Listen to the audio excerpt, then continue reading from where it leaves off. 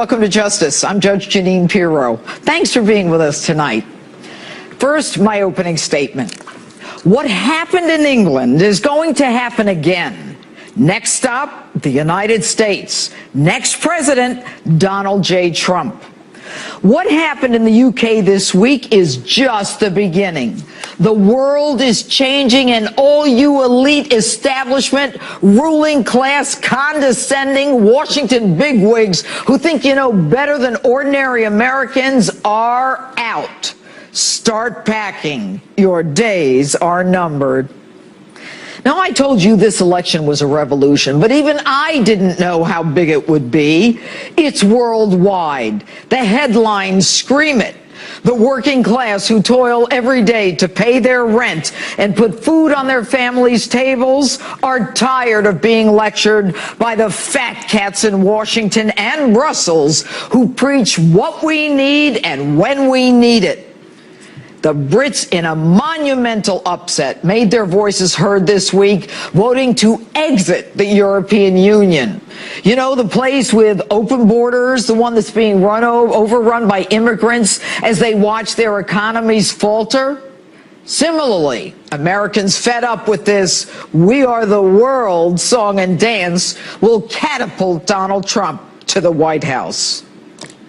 I think people really see a big parallel. A lot of people are talking about that, and not only the United States, but other countries. People want to take their country back. They want to take their borders back. They want to take their monetary back. They want to take a lot of things back. They want to be able to have a country again. So I think you're going to have this happen more and more. I really believe that, and I think it's happening in the United States. People want to see borders. They don't necessarily want people pouring into their country that they don't know who they are and where they come from. They have no idea. Newsflash. We don't want an internationalist country. We don't want world banks, globalization of our economy, a country with no border and no identity. You are not allowed to change the identity of this country. Americans want a nation state. Our country, with a history of freedom, is combined with a history of responsibility. And yet our proud history, even our money, is being rewritten to accommodate a new worldview. We are so beaten down by political correctness that most of us are numb to the surrender of America. And as for those naysayers, the one who say, Donald Trump just can't win, listen up. Those naysayers in England got it all wrong, didn't they? Prime Minister Cameron got it all wrong. You know, the one who criticized Donald Trump for his temporary ban on Muslims.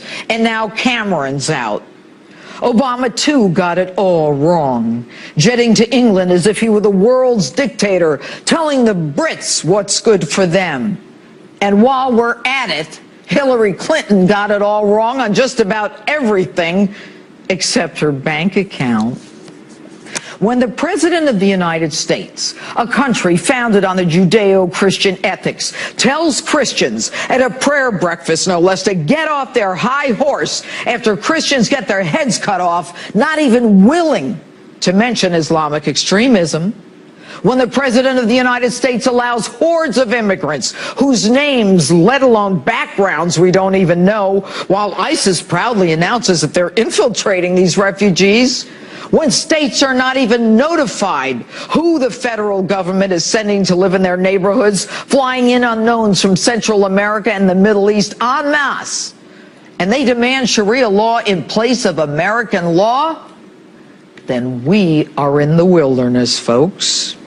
And I don't want to hear that Americans need to be more humble, that we need more humility, that my free speech needs to be tamped down so as not to offend another's religion.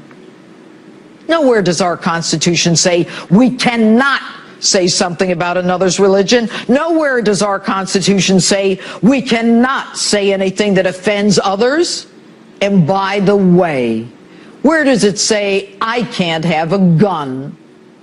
Do not use our Constitution against us while you use the same Constitution to shield those who violate our laws, showering them with all the rights and benefits, but none of the responsibilities. When our president's first response to an American getting his head cut off is to show up in a golf cart and then keep on golfing, when he is and his attorney general's response to Americans being killed by Muslim terrorists is to stand up for Muslims, then it's time to take our country back. And don't tell me that to not take these people in is not who we are. I know who we are. My grandfather was a part of the greatest generation that stormed that beach in Normandy. My dad saw the plume in Nagasaki and later died early because of it.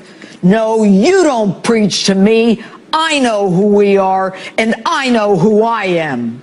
I am an unapologetic nationalist. I am an unapologetic American. And that statute of liberty that says, give me your tired and your poor and your huddled masses, we never had a problem taking them in from the beginning. We're the most generous country in the world. As a judge, I've sworn in newly naturalized citizens for years and have never been more proud of immigrants and America. But they do it legally. They have to swear allegiance to America, follow our laws, and they cannot be exempt from arrest because of their illegal status, as they now are in sanctuary cities.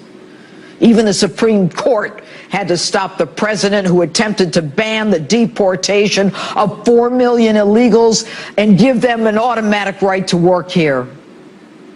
Folks, when a man running for president proudly carries with him the sword of socialism, and when a woman running for president accepts money from countries that kill gays and stone women to death for her family's so-called charity, when their holdings are invested in the Cayman Islands and her husband is middleman to some of the world's biggest deals as they feather their nest at the expense of America, it is time to take the country back.